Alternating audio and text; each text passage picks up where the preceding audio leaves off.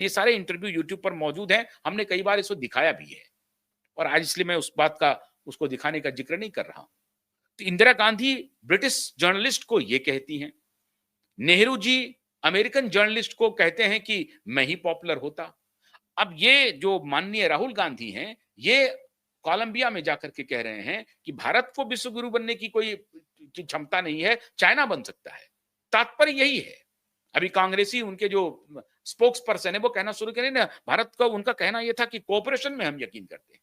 अरे कोऑपरेशन में भी यकीन करते हैं तो इसे भी बोलने का एक तरीका है। कैसे बोलते हैं आप? अरे आप में वो क्षमता नहीं है, स्वीकार कर लें। आप दार्शनिक नहीं हैं, लेकिन आप दुनिया को बताना चाहते हैं कि आप दार्शनिक हैं। आप में दर्शन रंच मात्र भी नहीं है, लेकिन फिर भी आप पूरी दुनिया को यह बताने में लगे हुए हैं कि आप बहुत बड़े दार्शनिक पैदा हुए हैं। आपके घर में तो दार्शनिकों की फौज खड़ी है और आपका दर्शन ये कहता है कि मोटरसाइकिल जब एक्सीडेंट करता है तो इंजन अलग हो जाता है। कहना कुछ चाहते हैं, कह कुछ रहे हैं, स्थिति बड़ी गड़बड़ हो गई है साहब।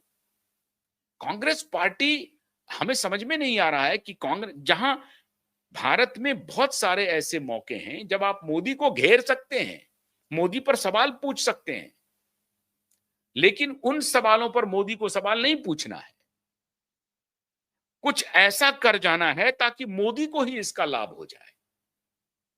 और इसलिए मैं इस निष्कर्ष पर पहुंचा हूं मित्रों, मुझे ऐसा लगता है और मैं समझता हूं कि मुझसे बहुत सारे लोग इत्तेफाक रखेंगे कि राहुल गांधी नरेंद्र मोदी के प्रचारक हैं। राहुल गांधी एक प्रकार से मोदी को राजनीतिक रूप से फायदा पहुंचाने के लिए काम करते हैं। मुझे तो कई बार ऐसा लगता है कि राहुल गांधी नरेंद्र मोदी के ही आदमी हैं। राहुल गांधी अपोजिशन के नेता नहीं है, राहुल गांधी जनता के नेता नहीं है, राहुल गांधी मोदी के एक कनिष्ठ नेता हैं जो मोदी के लिए काम कर रहे हैं। तरीका दूसरा है कि हम इस तरह से ऐसी बात कर देंगे, ऐसी गलती कर देंगे ताकि जनता हमें हमें हमारी आलोचना शुरू कर दे, हमें कह दे कि भाई आप में कोई क्षमता नहीं है और आपके बारे न्यारे होते रहें। तो नरेंद्र मोदी के प्रचारक हैं राहुल गांधी, इस बात को आप यकीन मान लीजिए। बार बार राहुल गांधी ये गलती कर रहे हैं, बार बार। ऐसा नहीं है कि राहुल गांधी ने पहली बार ये गलती की है। अभी कुछ दिन पहले उन्होंने कहा कि Indian economy is a dead economy, क्योंकि ट्रंप ने कह दिया था। तो भारत में ट्रंप ने कह दिया Indian economy is a dead economy, इन्होंने कह दिया डेड इकोनॉमी। अभी ये कोलंबिया में राहुल गांधी कह रहे हैं कि नहीं, हमारे हम फास्ट ग्रोइंग इकोनॉमी है, लेकिन फिर भी हम हम इनकम नहीं जनरेट कर पा रहे हैं, अनएम्प्लॉयमेंट नहीं जनरेट कर पा रहे हैं। अब ये दोनों बातें कैसे हो सकती हैं? फास्ट ग्रोइंग इकोनॉमी है, इस दोनों में इसका क्या मतलब हुआ? आप बताते कि हमारे यहां कुछ डिस्पैरिटी है, लेकिन हम तेजी से उभरती हुई अर्थव्यवस्था है, हमें इस पर ध्यान देना होगा कि वेल्थ का जो कॉन्सेंट्रेशन है वो किसी एक जगह पर नहीं हो। वेल्थ का कॉन्सेंट्रेशन, वेल्थ का डिस्ट्रीब्यूशन हम लोग ठीक से कर सकें, इस पर हमें ध्यान देना चाहिए। आप कह सकते थे ये बात। एक अच्छे दार्शनिक नेता का ये काम है कि अपने देश की जनता को प्रोटेक्ट करते हुए, अपने देश की पॉलिटिकल एटमॉस्फेयर को प्रोटेक्ट करते हुए, विदेश में अपने देश की जगहसाई किए बिना विदेश में जो उनके सवाल हैं उसका ठीक ठीक उत्तर भी दे दें और हमारी इज्जत भी बची रहे, हमारी जगहसाई भी ना हो। आपसे अगर मान लीजिए कि इंडियन इकोनॉमी पर कोई सवाल पूछा गया, तो आप वहां ये नहीं कहते थे कि हम तो पैमाल हो गए जी, हम तो खत्म हो गए जी, हमारे ऊपर तो इतना लाख करोड़ का कर्जा है, हम तो मर गए जी। ऐसा कहने से आप बड़े नेता नहीं कहलाएंगे। आप कहेंगे कि हमारा देश विशाल है। ये कोई नहीं बताएगा, वो पवन खेड़ा तो नहीं बताएंगे, जयराम रमेश भी नहीं बताएंगे और ये पित्रोदा तो बताएंगे ही नहीं। तो मैं तो हैरान हूं, आपके सलाहकार कौन है?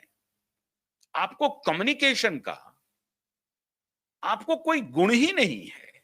मैं इस निष्कर्ष पर पहुंच रहा हूं, इसलिए मैं कोई आपका विरोधी नहीं हूं, लेकिन मैं हैरान हूं कि आपको कम्युनिकेशन आ ही नहीं रही है कि इंटरनेशनल फोरम पे आप कैसे कम्युनिकेट करें, अपने देश को बचाते हुए कैसे कम्युनिकेट करें।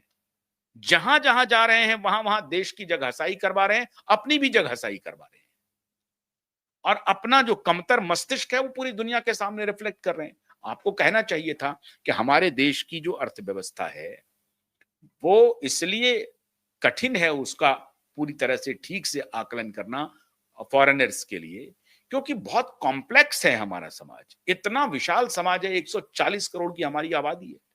मल्टीलिंगुअल, मल्टीकल्चरल हमारी इकोनॉमी है और भाषा का भी इकोनॉमी से संबंध है। ये बात आप समझेंगे नहीं, इसके लिए मुझे फिर अलग से एक सेशन बनाना पड़ेगा। लेकिन कल्चर का तो संबंध है ही है। ये तो आपको बताने में बहुत आसानी हो जाएगी। मुझे नहीं लगता कि आप इकोनॉमिक्स के स्टूडेंट हैं कि आपने इतिहास पढ़ा है। इतिहास भी आप आर्चरी के बल पर गए थे, एडमिशन जो स्टीफेंस में हुआ था, वो कोई सामान्य तरीके से नहीं हुआ था। प्रधानमंत्री के पुत्र थे और आर्चरी के कोटे से आपका एडमिशन हो गया था। मुझे जो जानकारी, हो सकता है मैं गलत भी हूं, हो सकता है कि इस मामले में मैं गलत भी हूं, फिर भी मैं आपके सामने, मैं दर्शकों के सामने ये राय रख रहा हूं। आप इतिहास के विद्यार्थी हैं, कि अर्थशास्त्र के विद्यार्थी हैं, कि पॉलिटिकल साइंस के विद्यार्थी हैं, कि विज्ञान के विद्यार्थी हैं, यही पता नहीं चल रहा है। आपने कोई पढ़ाई लिखाई की भी है या नहीं की है? और आप पता नहीं गोल्ड मेडलिस्ट भी कहीं से हो गए हैं, कैम्ब्रिज से कि ऑक्सफोर्ड से, पता नहीं कहां-कहां से आ गए हैं। आपकी बात सुन करके आपकी बहन खुश होती है, क्योंकि उनको लगता है कि हमारे भाई जो हैं बहुत अद्भुत बात बोल रहे हैं। और वो खुश होते रहती हैं। आपकी माँ भी खुश हो सकती है, आपके परिवारजन, आपके परिजन भी खुश हो सकते हैं, स्वजन भी खुश हो सकते हैं। देश नहीं खुश हो रहा है राहुल जी। आपको कहना चाहिए कि हमारी इकोनॉमी ग्रोइंग इकोनॉमी है। हमने अभी जो वर्तमान डिस्पेंसेशन है, उन्होंने लक्ष्य रखा है 2047 तक विकसित करने की। हमारी भी अपेक्षा है कि विकसित राष्ट्र बने हम लोग उस दिशा में काम कर रहे हैं। कुछ कॉन्फ्लिक्ट्स होते हैं, हम उसको रिजॉल्व कर लेंगे। हमारे इंटरनल कॉन्फ्लिक्ट्स, हम उसको रिजॉल्व कर लेंगे। और ये बात कितनी बार हम लोग आपको बताएं या दुनिया आपको बताए। अरे अटल बिहारी वाजपेयी को नरसिम्हा राव जी ने भेजा था यूएन, तो ये तो बात होती है। आपने विपक्ष को दुश्मन के रूप में मान लिया है, और अगर ये दुश्मनी है तो उसको आपको अंतर्राष्ट्रीय पटल पर एग्जिबिट करने की कोई आवश्यकता नहीं है। किसके कहने पे कर रहे हैं? वो सोरोस के दलाल के कहने पे। वो सोरोस के दलाल हैं जो आपके सलाहकार हैं। पूरी जिम्मेदारी से कह रहा हूं। सोरोस उन्हें फंड करते हैं और वो जो कहता है वो करवाता है आपसे। अरे राहुल गांधी जी, कम से कम कम्युनिकेशन की भाषा सीखिए। और जहां जा रहे हैं आप देखिए, बंडी पहन लेते हैं आप, कुर्ता पजामा पहन के बंडी पहन लेते हैं।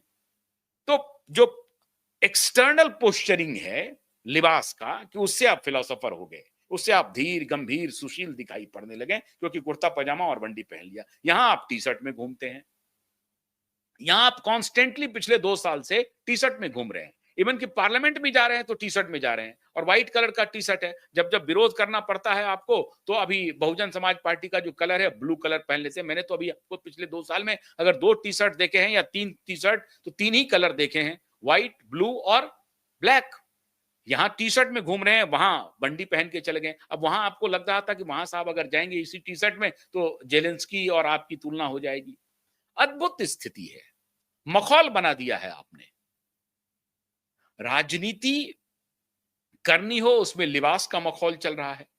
अरे सामान्य रहिए, जो कभी शर्ट भी पहनिए, कभी टी शर्ट भी पहनिए। खैर ये आपका प्रेरोगेटिव, आप टी शर्ट पहन के ही रहे। अब गांधी जी तो यहाँ पर एक धोती पहन के रह गए थे, क्यों छोड़ दिया कि दोनों ने कपड़ा क्यों त्यागा? क्योंकि आधी आबादी के बदन पर कपड़े नहीं थे, इसलिए गांधी ने छोड़ा। अगर आपका ये इंटेंशन है कि आपने टी शर्ट इसलिए धारण कर लिया और एक ही टी शर्ट, एक ही कलर का टी शर्ट पहनेंगे, इसलिए आप ये पहन रहे हैं क्योंकि हमारे आबादी को 2 शर्ट 3 शर्ट के भी पैसे नहीं है, फिर भी ये बात चल जाती। इसको भी आप ब्रांड कर सकते थे, लेकिन ये कहेंगे तब भी लोग यकीन नहीं करेगा, क्योंकि आप तो गोल्डन स्पून के साथ जन्म लिए हैं। एक एक महंगे महंगे 10-10 लाख, 8-8 लाख, 5-5 लाख, 2-2 लाख के तो जैकेट पहनते हैं। कौन यकीन करेगा? तो इसलिए कहते हैं कथनी करनी में मेल रखिए, तभी जनता आपको स्वीकार करेगी। ना तो आप इकोनॉमी पर ठीक से बोल पा रहे हैं, ना ही पॉलिटिक्स पर ठीक से बोल पा रहे हैं। हर जगह जाके कह रहे हैं कि हमारा डेमोक्रेसी खतरे में है, भारत का डेमोक्रेसी खतरे में है। डेमोक्रेसी खतरे में है तो आप डेमोक्रेसी को बचाने के लिए आप में ये पुरुषार्थ होना चाहिए, आप में ये सामर्थ्य होना चाहिए। आप डेमोक्रेसी को खतरे में डाल रहे हैं, संविधान के कोरे कागज लेकर के घूम रहे हैं। लोग